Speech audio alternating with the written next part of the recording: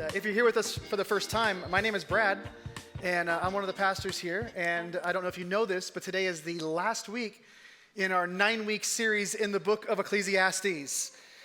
Yeah, I hear mixed reviews. Yeah, that's expected. That's to be expected. Well, for the past 8 weeks, if you've been here, you know that we've been studying a very unusual book in the Old Testament called Ecclesiastes. And we've said from the very beginning of this series that Ecclesiastes offers a very unique, very distinct kind of wisdom. And I think one of the really powerful things is that the wisdom that Ecclesiastes offers to a group of people like us is particularly relevant, because in our culture today, we struggle to find meaning, and we really struggle to find genuine joy. We struggle to understand purpose. These are things that we wrestle with in our culture. And simultaneously, there's probably never been a culture with more options or opportunities presented to it than the culture we live in today. And so for Ecclesiastes to enter into our lives, into our experience, and then be able to divide and show us and clarify where we actually find meaning and hope, I think is an incredibly powerful thing. And so it's been a great series as we've moved through it, walked through it. And here in the last week, I want to talk about a couple of things that I think are really beautiful about how the writer or the teacher of Ecclesiastes actually comes to a conclusion, which, by the way, you might have noticed I just distinguished between the writer and the teacher. The author and the teacher are two very different people. And so when you look at the book of Ecclesiastes, there are some verses at the end of the book today that we're not going to get into because they're not actually the writings of the teacher. We're looking at the teacher of Ecclesiastes. In the last little bit, you get a sense that somebody else has curated much of this teaching. But as he comes to a conclusion, as this teacher begins to draw things to a close, he does something really fascinating, something that I find really interesting, and it's this. After all that he's said and all that he's done, he ends his teaching with a poem. You say, well, why is that really interesting? Well, I think it's interesting because poems, or a poetic nature of something, tends to be a greater or deeper reflection of the soul than other forms of writing. When we get into poetry, when we start writing things poetically, we typically begin to speak with the language of the soul.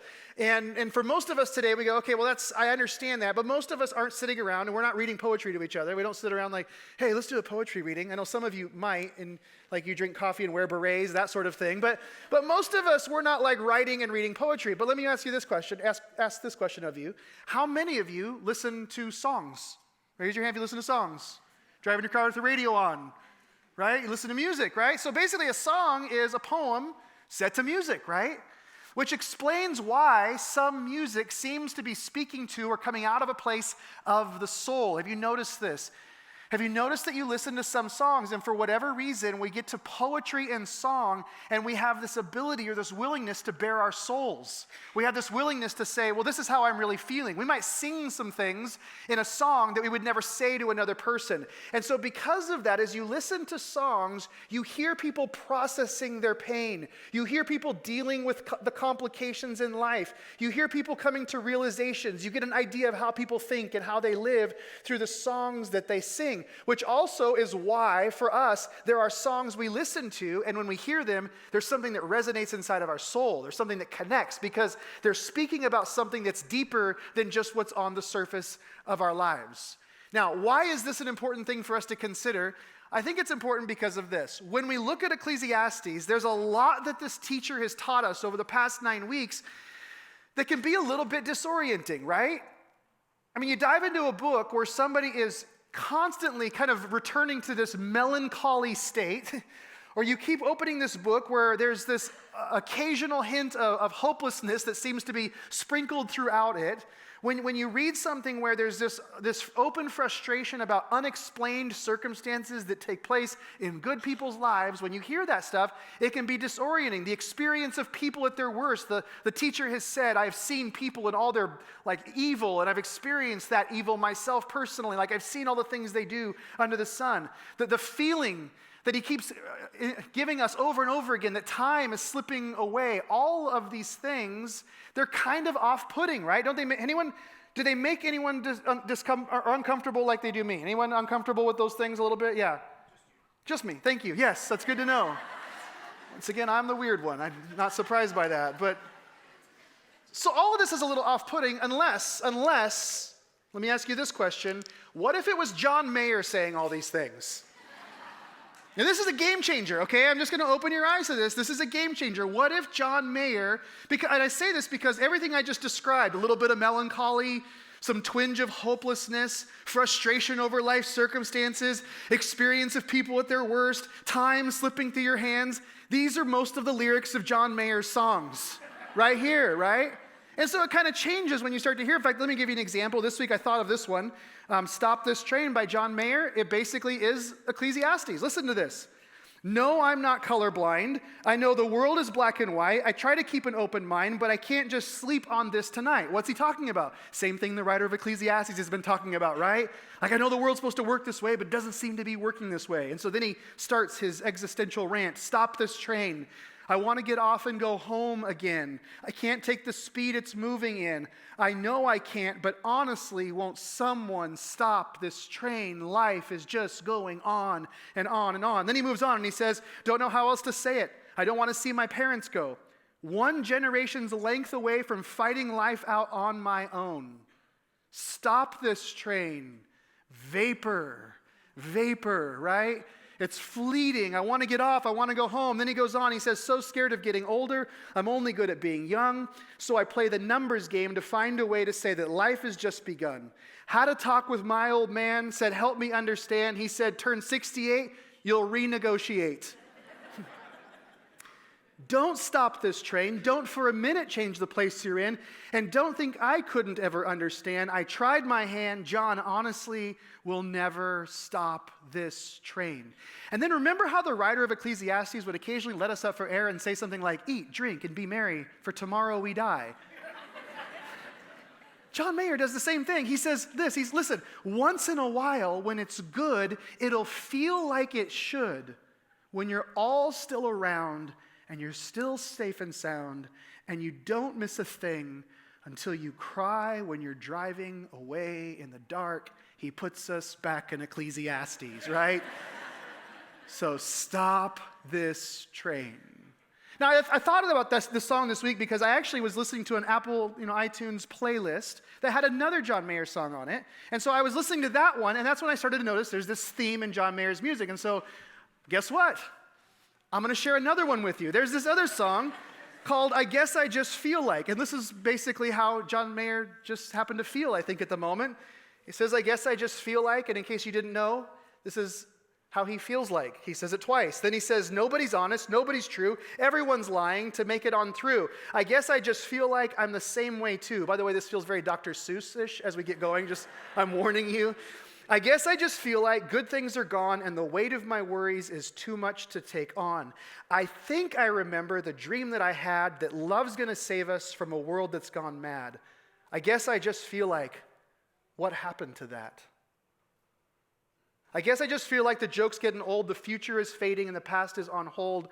But I know that I'm open, and I know that I'm free, and I'll always let hope in wherever I'll be. And if I go blind, I'll still find my way. I guess I just felt like giving up today. So I'm listening to this song, and I just hear the angst, right? I hear the feeling. And here's what's amazing. 2 songs later, and I know you're going to think that I was listening like the world's most depressing playlist. It wasn't. It was just like a regular playlist. All of a sudden, I start hearing the lyrics of these songs. And so 2 songs later, not a John Mayer song, I'll let you up for air, but this other song by these guys called Brothers Osborne is called While You Still Can. And I listened 2 songs later. It says, make amends with that old friend you swore you'd never talk to again because you miss him. Call up your mom on the telephone. Tell a whole lot of nothing till the cows come home. And listen. Cross every T. Down rose the odds. I don't even know what that means, but the next line's important. Because years grow wings and fly on by, and time slips through your fingers just like sand. And then here's the chorus. He says, because everything you thought would last forever never lasts forever like you planned. Don't let your night become another, so take life by the hands while you still can. The brilliance of the writer of Ecclesiastes is found in the fact that he isn't creating some new understanding that is a universal human experience.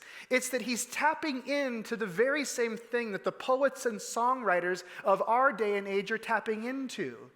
Song after song, as you listen to the songs of our culture, song after song, poet after poem seems to express this same theme of slight melancholy, of a twinge of hopelessness, of frustration about circumstances that happen, bad things that happen to good people, experiencing people at their worst, time slipping away. This is a universal experience of our culture, of being human. This is what it means. This is why when someone sings those songs, there's something inside of us that goes, yeah, how do we stop the train? There is something inside of us that goes, yeah, I should make that phone call. I should make the most of these moments. There's something that happens, and the realization comes to us that the writer of Ecclesiastes, he is in this same vein, except he's doing something that nobody else does. He's giving us resolution to this. I kind of wish at this point that we would have taken the first 11 chapters of Ecclesiastes and just sung it all to like an acoustic guitar tune with a good-looking dude on stage, because maybe we would have heard it differently. But I want us to hear this differently. I want us to hear how he closes. He closes with a poem. He closes with metaphors that speak to something about our soul. And I just want to read it for you. And then we'll unpack it. We'll talk about what these verses mean. But he says this, Ecclesiastes chapter 12, verse 1, he says, remember your Creator in the days of your youth, before the days of trouble come, and the years approach when you will say, I find no pleasure in them. Before the sun and the light and the moon and the stars grow dark, and the clouds return after the rain. When the keepers of the house tremble and the strong men stoop. When the grinders cease because they're few and those looking through the windows grow dim. When the doors to the street are closed and the sound of the grinding fades. When people rise up at the sound of birds but all their songs grow faint. When people are afraid of heights and of dangers in the streets. When the almond tree blossoms and the grasshopper drags itself along and desire no longer is stirred. Then people go to their eternal home and the mourners go about the streets.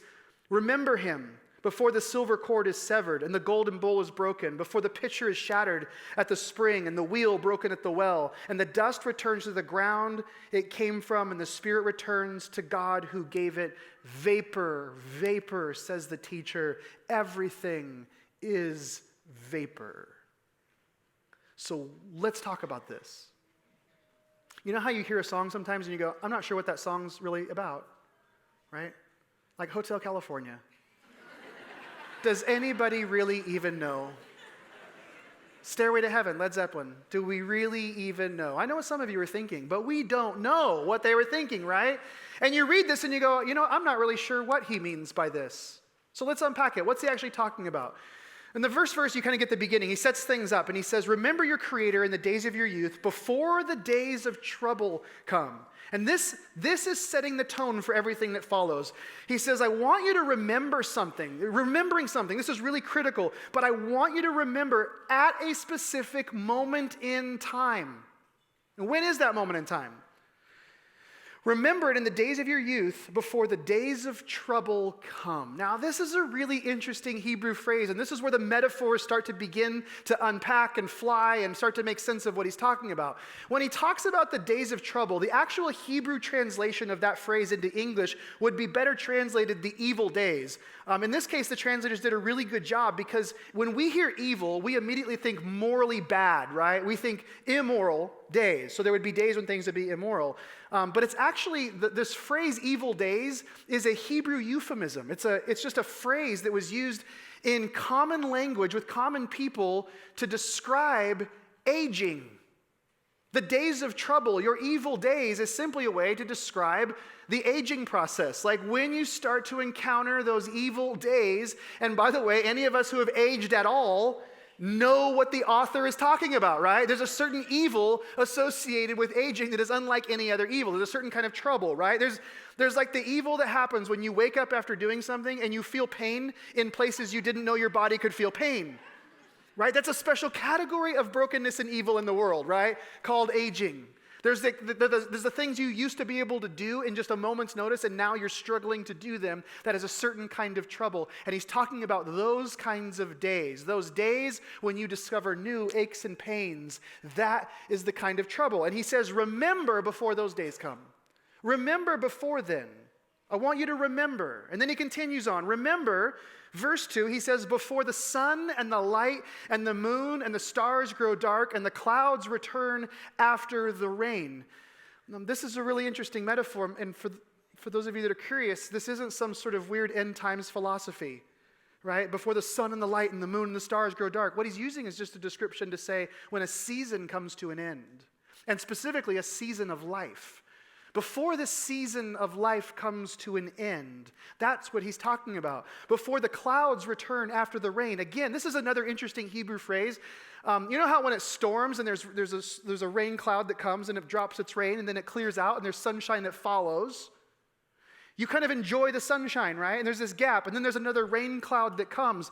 This Hebrew phrase is describing this experience where it seems like there's less and less time between the storms the older you get.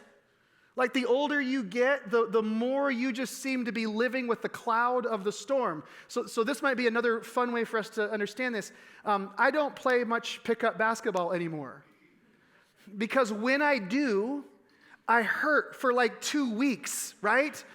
Because the cloud comes in after the rain. Like there's this thing that happens that you do something, and in your older age, the older you get, the more you ache. And that's sort of the description that's being given here. So before those days come, before then, remember, before. Verse 3, when the keepers of the house tremble, and the strong men stoop, when the grinders cease because they are few, and those looking through the windows grow dim. Before this happens, remember, when the keepers of the house tremble. Do you know what the keepers of the house are? Your hands.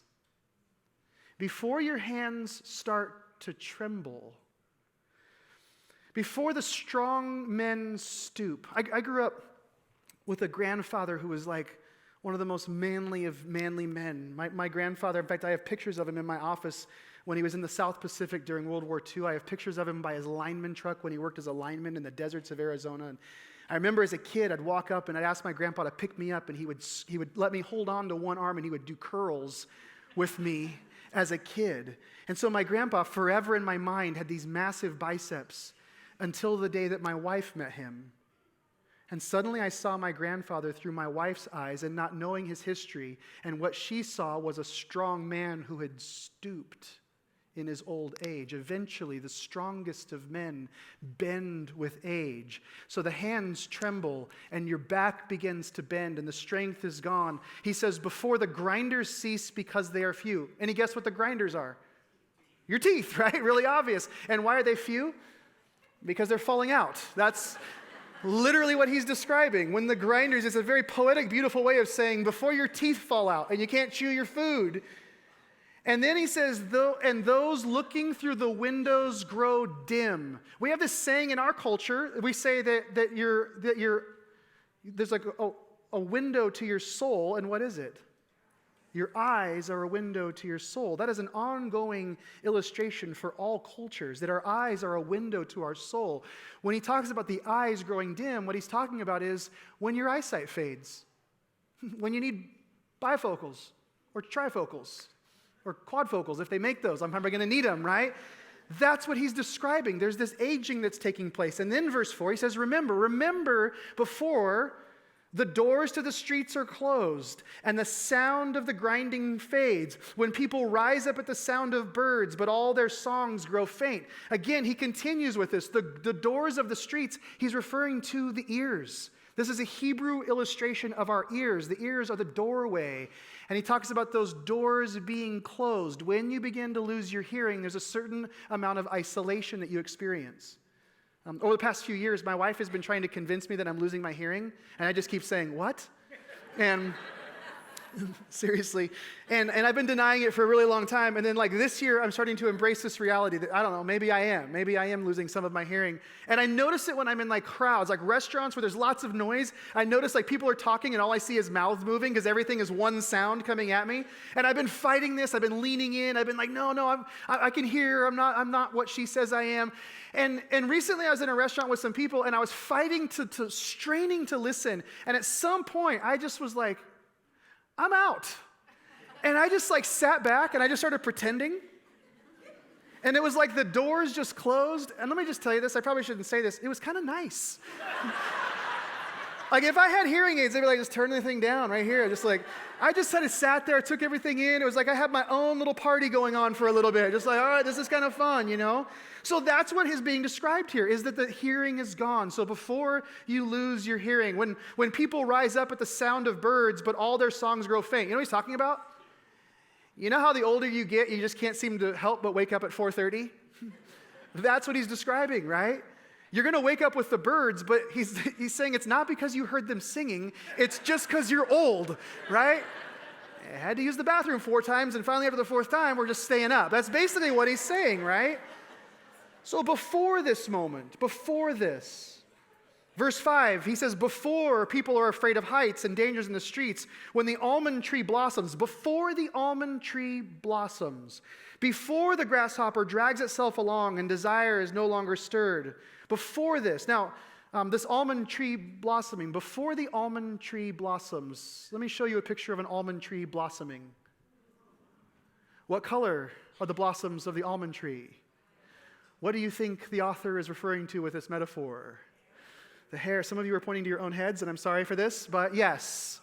Some of you should be grateful you still have hair, right? We should all be thankful for that, but he's talking about before your hair grays. Eventually, all of our hair turns white. Before this, before the grasshopper drags itself along and desire is no longer stirred. All day I've struggled to tastefully present what he's describing here. Don't know that I'm going to do any better here, but let's just say that the grasshopper doesn't drag itself along as much if it has a little blue pill. Because some of you are explaining to the people next to you that in the Hebrew language, this grasshopper reference is referencing, you guys get it, right? Don't need to go any further, right? And desire is no longer stirred. You kind of move along. No, I'm just going to keep going. So then TMI, then we come to verse 6. Just moving on all along, just moving on to verse 6. All of this is building, right? All of it's building. There's this aging thing. Eventually, the teeth fall out and the hearing goes and the eyes can't see, and you're not as nimble, you're not as youthful, you're not as young. All of it's building. It's building, it's building, it's building. And then you come to verse 6, and what is he reminding us of? And in verse 6, he says, remember him. Remember him. Before the silver cord is severed and the golden bowl is broken, before the pitcher is shattered at the spring and the wheel broken at the well, and the dust returns to the ground it came from, and the spirit returns to God who gave it. All of those final illustrations and metaphors are metaphors of death. And he says, remember him. And you go, remember who? Remember what? If you go back to verse 1, remember he said at the very beginning, remember your Creator. Remember your Creator. And all of this is building. Remember your Creator before you get to this point. Remember your Creator before the dust returns to dust and the Spirit returns to the God who gave it. Return to your Creator, because in that moment, in your age and at your death, things will be painstakingly clear about what is important. This is why certain people among us possess a certain wisdom that the rest of us do not, because they can see things from their vantage point. The writer of Ecclesiastes is saying, now, in this moment, you have the opportunity to see things differently. Remember your Creator. And then he closes this poem the same way he begins the book. He says, vapor, vapor, havel, havel, everything is vapor. The time is short. And life is confusing. So remember your Creator now.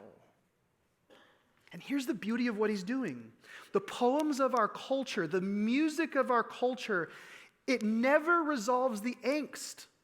All it ever does is stir it up inside of us. There's a part of you that you hear some of the songs, you hear the lyrics, you listen to them, and you have this message of like, yeah, you're right, time is short, and I do need to make the most of my days, and I know that it's fleeting, I know that I need to focus on what's important. You hear this, but all it's doing is identifying the problem, the symptoms. There's this thing that's going on, but it doesn't ever help us. Like John Mayer never actually says, this is how you stop the train.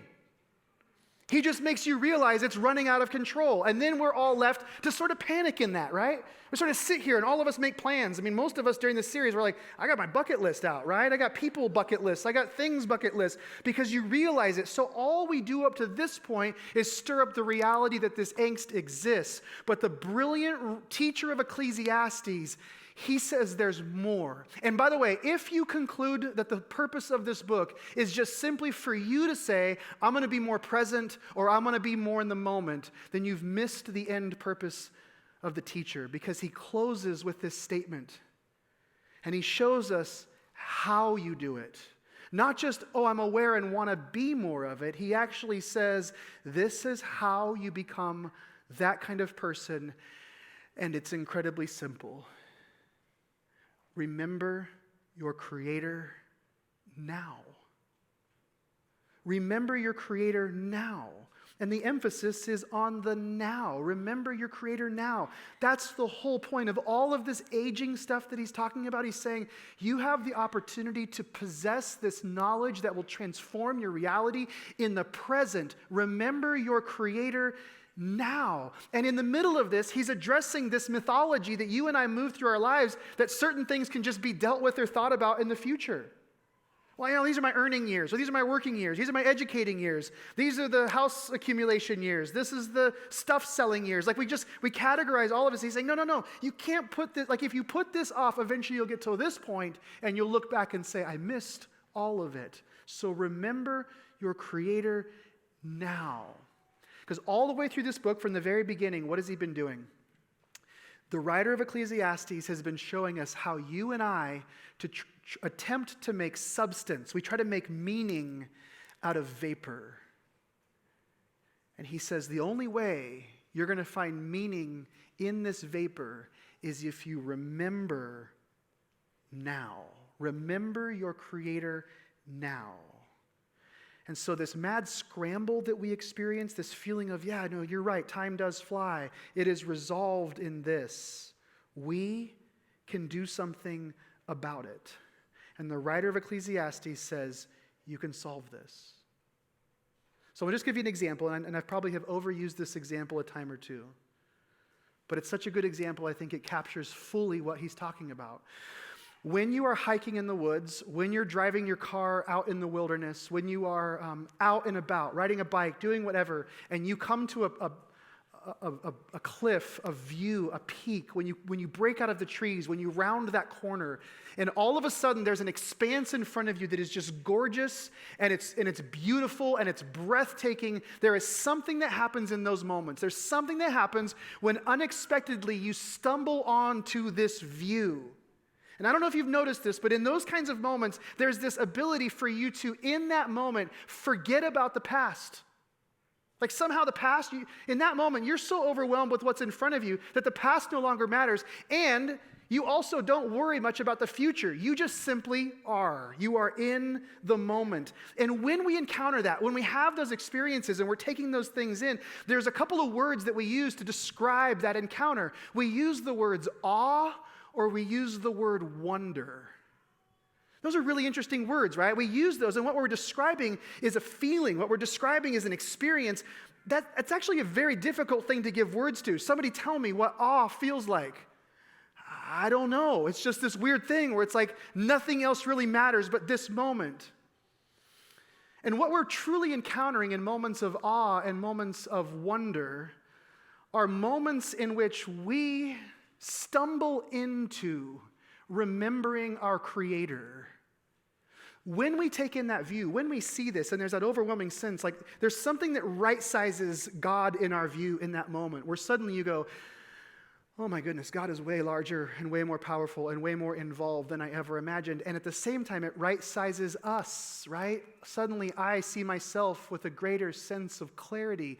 We are remembering our Creator. Those moments of awe and wonder are moments in which we are experiencing and remembering now, in this moment.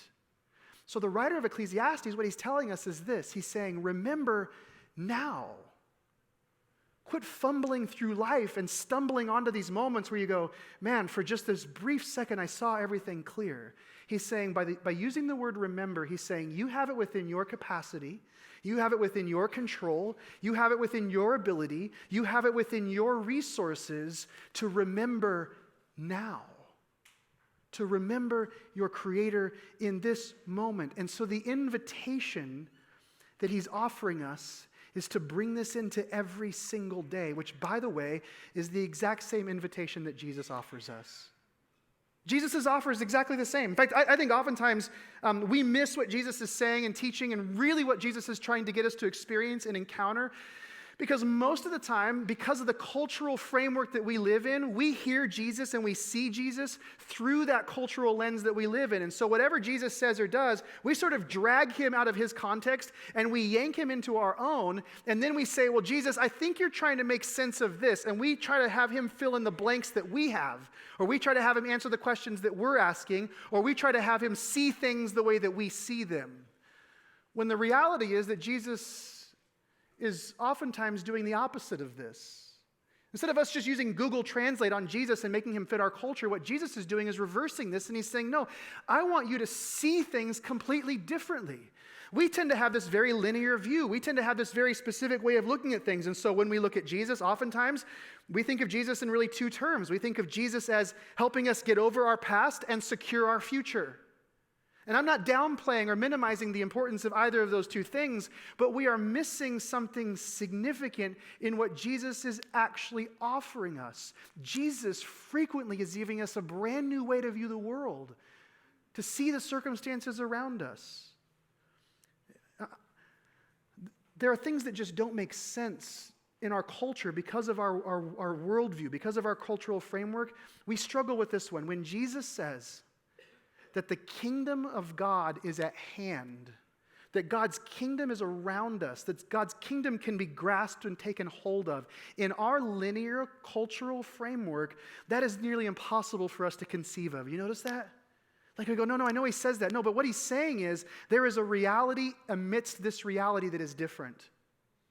You can actually have an encounter with God in a meaningful way that is in the middle of this thing, or you can completely miss it. I mean, when Jesus says it to a group of people, he says it to people who didn't see it. And so there's this framework he's trying to get us to understand. He's opening our eyes and saying, no, there is a kingdom way of living. There is an eternal kind of life that can be entered into now. And what Jesus is inviting us into, what he wants us to experience, yes, he cares about our past. Yes, he secures our future. But in all of that, he is inviting us into a lifetime of wonder and awe, which is exactly in line with the teacher of Ecclesiastes. Remember your Creator. Have that moment of wonder and awe now. That's the teacher's final invitation. So he basically says this to us. Tomorrow morning the sun's going to rise and the sun's going to set. And the rivers are going to flow. And the mountains are going to stand, and they're all going to be there just like they were the day before. And you're going to get up, and you're going to make a little money, and you're going to spend a little money, and you're going to eat a little food, and you're going to drink a little wine, and you're going to do all of these different things. And in all of it, he says this: if you want to make any meaning out of it, if you want to bring any purpose to it, if you want to have any joy, if you want to have any life, remember, in your eating and drinking, and in the sun rising and setting, and in the working and the spending, in all of those things, would you remember your Creator? Jesus said it this way. He said, follow me through your days. Follow me. That's the invitation.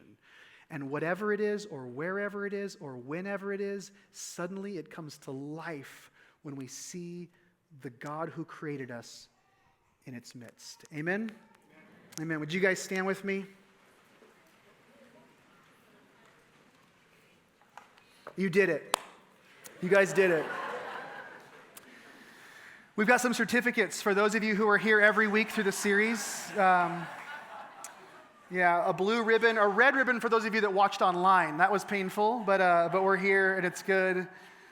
But as you go this week, this summer is an amazing time and place for us to live this and experience this. And so may you remember your Creator now. May you remember him, and may you live a life that reflects the peace and the joy and the meaning that comes when you know your Creator and you've seen him and you've had wonder and awe as a part of your life. Amen. If you want to pray with somebody, there's folks down front. You can pray with them, and we'll see you guys later. See you next Sunday.